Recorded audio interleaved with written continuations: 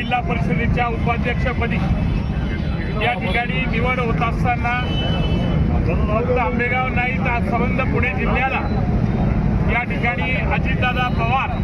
आणि वळसे पाटील या दोघांची विकास कामे या जिल्ह्याला पुढे नेत असताना विवेकदादाचा मागील अनुभव आणि आंबेगावच्या तमाम जनतेने या ठिकाणी सबंधपणे वळसे पाटलांच्या नेतृत्वावर जी एक विश्वास या ठिकाणी पुन्हा एकदा दाखवला,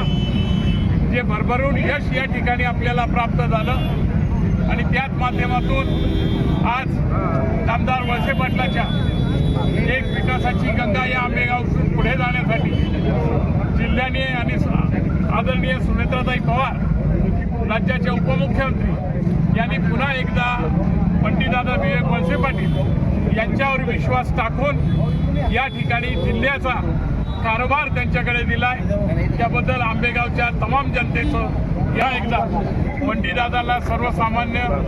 आंबेगाव तालुक्याच्या वतीनं मंतर शहरातील सर्व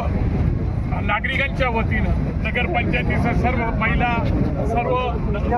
नगरपंचायतीच्या वतीनं देखील या ठिकाणी मी पुन्हा एकदा पंडितदादांचा खूप अभिनंदन सत्कार